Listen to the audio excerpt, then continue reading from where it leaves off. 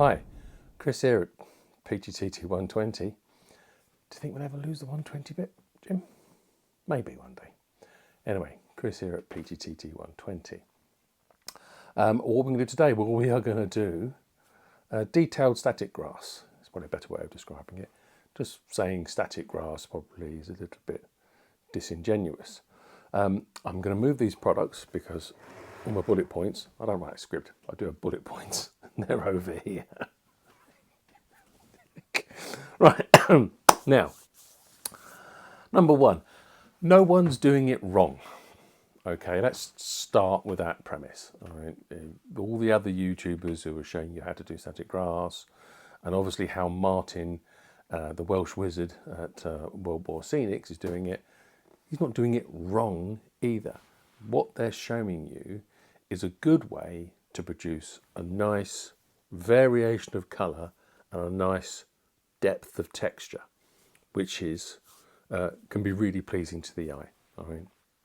I think, for example, and this is really useful, I think, in background scenes and the far corners and where it's hard to reach, where it's hard to do detailed work, and not really necessary to do detailed work. Prime example, recently, Charlie on at Chadwick Model Railway, he did a nice back scene thing going on, and yeah, I'll probably have it cut in here somewhere, and it's really effective, really good. He then goes on top of that to do a whole load more work with horsehair and bushes to make it look like that real rough scrub, and that it works. It's great, you know.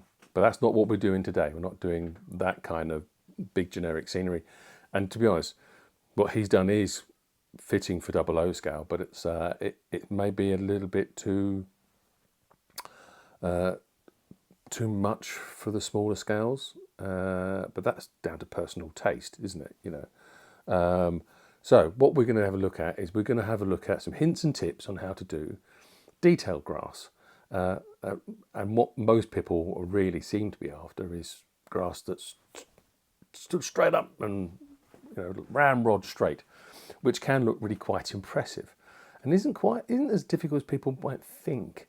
But no one really, well, I haven't deep dived into the internet to find other people doing it, but there are. I know in the World War, not World War, in the military stuff, and doing baseboards and things like that. There's doing little bases for little figures. So people doing this super detailed work, and maybe that's a little bit excessive for doing a big layout. But if you want some nice bits up front, up close, then maybe I can give you some hints and tips about how to achieve that. That's today's aim, right? So we've hit points 1 and 2 already. All right, now. And yeah, and just put a little NB on there. Straight stuff can sometimes seem a little bit too regimented for some people's tastes, and you know that's okay. You know, if you don't like, if you like the mishmash stuff, then that's fine. I mean, a lot of the mishmash stuff, when looked up close, can actually, I've seen people using sort of long stuff like 6mm that's all really crisscrossed over as a basis for brambles and things like that. But as it is on its own as grass, it's a little bit like a hurricane's gone through there and a big downpour, which, you know, long grasses can look like that, but maybe it's not what you want for your scene. Right, now we're going to go through. We'll just roughly touch on a few bits and bats before we go down to the proper list. Now, your base work, groundwork. Now, one of the good things about doing the layering system, like World War Scenics will show you, and other people will show you, is that you can, you know, they'll put down a layer of 1mm or 2mm grass, and then they'll go over the layering spray, and then they'll go over that with a slightly different tone in something slightly longer, and then they'll crunch a few bits up, and then go over that again. You get some sort of like interesting tufts and chunks and things, but it's all a little bit. It's just not my cup of tea, okay? It can look effective, and if it's in a little area where you can't quite reach to, then maybe that's okay. But yeah, like I said, it's just not really my cup of tea. So I'd rather do a bit more groundwork. So I get those shapes and lumps and bumps in by just putting little bits of, or for example, sculpture mould. That's that papier-mâché stuff that you can mix up. Just a few little bits here and there will help change the shape and change the contours and give you a little bit of bits and bats. You can stick anything down really just to try and change that shape. It may not be quite as quick and easy as just scrunching it up and then gluing over it, but I think it can give you an effective look. Something else that I think that that can really help is when it comes to the grass is trying to get that. Sometimes people get it right, you know, or they're happy with what they've got. Then over time they feel like it's a little bit, I don't know, sagged or worn out. And that's, so what I want to do is also talk to you about how to improve the longevity of your grass, all right? And I think there are some important tips. Now, let's start off with bunking the idea that you have to choose between grass and scatter. Now, I think they complement each other really well. All of my stuff has a layer of scatter glued down first, all right?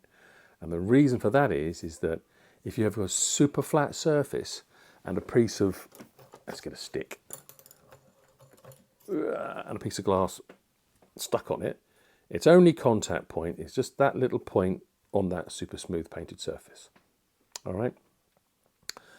And can then obviously be knocked down or flattened.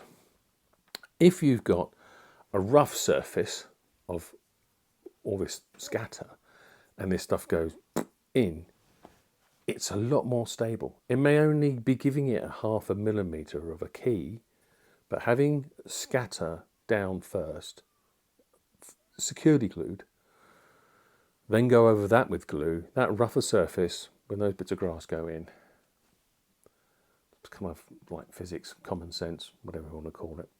Right, one last thing that we'll do at the end of all of this stuff is I'm going to show you that then, if you then go about this with some scenic cement or some basin glue, or not scenic cement or some like ballast glue, both are just as effective really for doing this. You'll get a little bit of ingress of glue going up at the bottom, and you'll secure all those pieces of straight pieces, and they all stand up for years, all right, unless you actually deliberately crush them. All right, so that's a little of the preamble. Now, equipment. Right, so most people will have a generic good size hopper, all right? So we'll be doing some we might do some hopper work, but mostly I should be using my detailer. I think they do quite a few variations now in World War Scenic's range. There's the ProGrass Micro N gauge static, and then there's the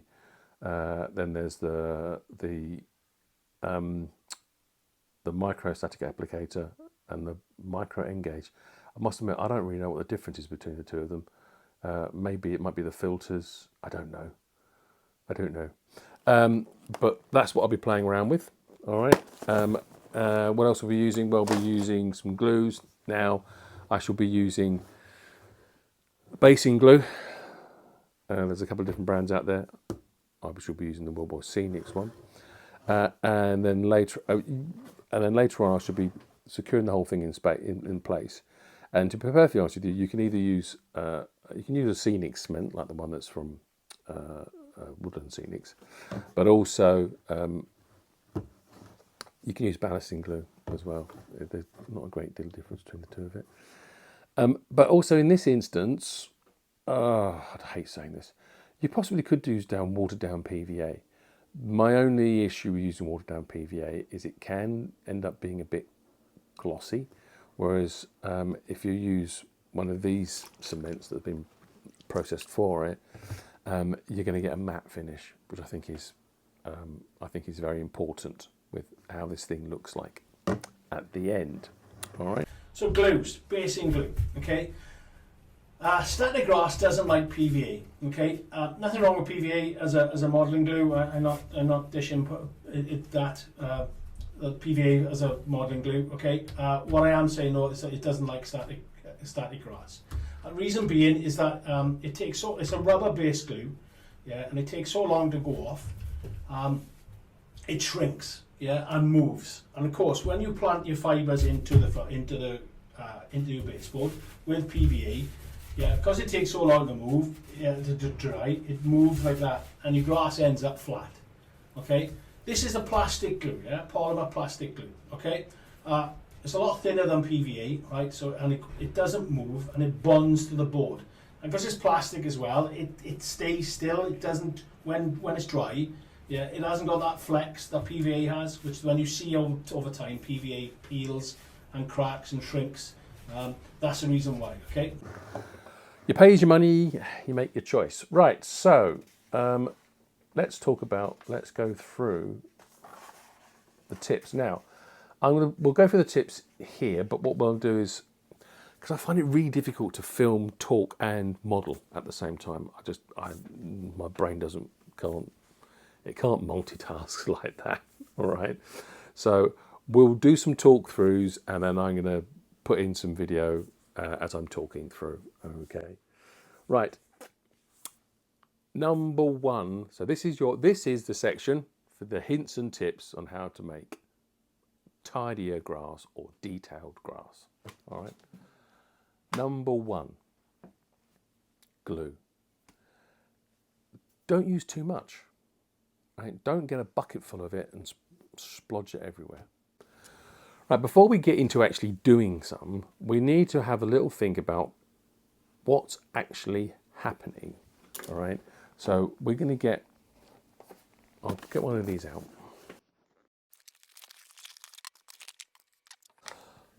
Okay, so what we're going to do is very quickly talk about actually what's happening to the grass before we go through all the hints and tips. Because if we have a better understanding of what's happening with this grass, then maybe this might resolve some issues.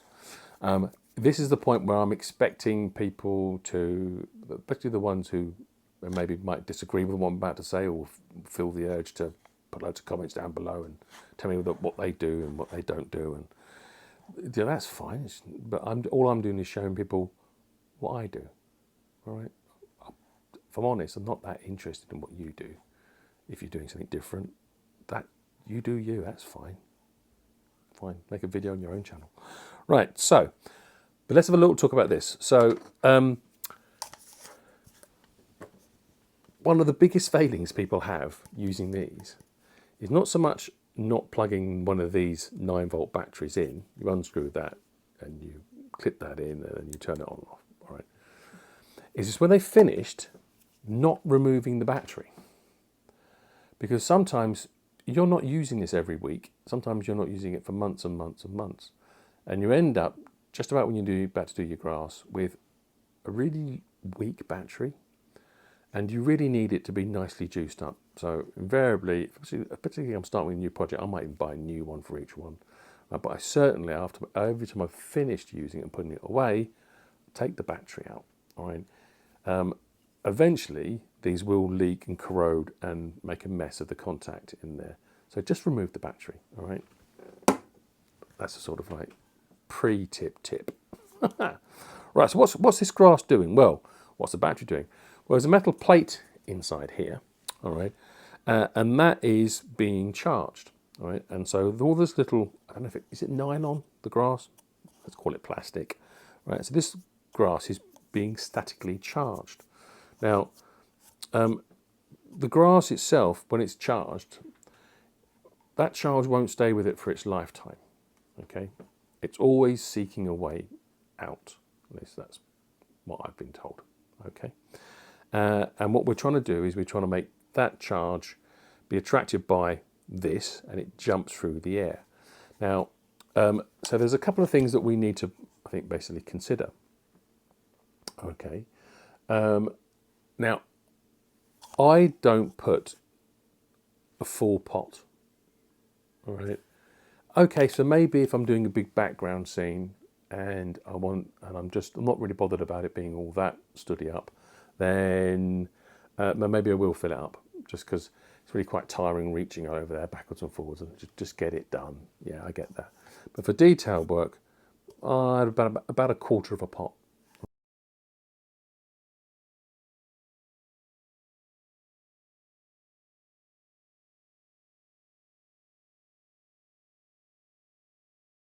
right? And I keep moving it as well, just making sure that everything's getting charged. I don't know if that actually makes a difference, but it seems like it does for me, right? If I'm constantly agitating it and moving it around, it does seem to sort of like, everything seems to get charged. The other thing is that these things, try and jump the charge across. Now, a lot of layouts have already got rails all over them. Everything's kind of like joined up. You've got droppers all over the place, and everything's earthed to your home main system.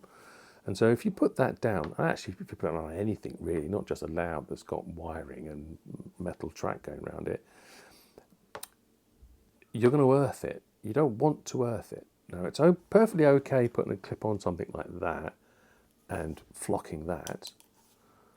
That's what it's for. But it's not for fixing onto a nail on your... I've seen people put a nail in and clip these to a nail, thinking that makes the whole thing charged. No, it doesn't work like that, all right? It doesn't really seem to help. In fact, it does seem to hinder it. So what I tend to do is I tend to get a stick, and I like to work my pot a couple of inches, two or 3 inches away from the layout, and I put a rubber band round there, and I clip that to it about 10 mil from the tip.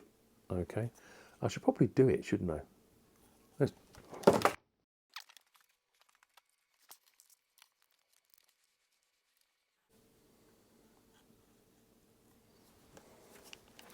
Right, ta-da! Rubber bands, a bit of a stick, clipped a little distance from the top, so that when I'm shaking, particularly if you're reaching over, a 3 foot of layout, and you're trying to hold this and reach over, it can all start getting a little bit boring, painful, and a bit of a, yeah. And then you start getting a bit lazy, and you think, oh, I've had enough of this. That's good enough for me. Little clip on a stick like that, a little wooden stick like that, rubber bands, boom, boom, boom. And then when I'm scattering, I'm doing this. I can show it to camera, boom, boom, boom, boom, boom. That way I get reasonably equidistant. I'm getting a nice charge in this area, and everything comes out nice and neat. And I can do it, I can support myself and reach forward and do it with one arm. Okay, so there's a little tip. It won't actually make it any straighter, but it's make it a tip of using these a little easier. The other thing I put on here is so I've done. Don't put too much in the pot. Don't earth the clip and keep it close. Yeah, there's no good having it over there and doing it over there. Right, it's just crap. Right.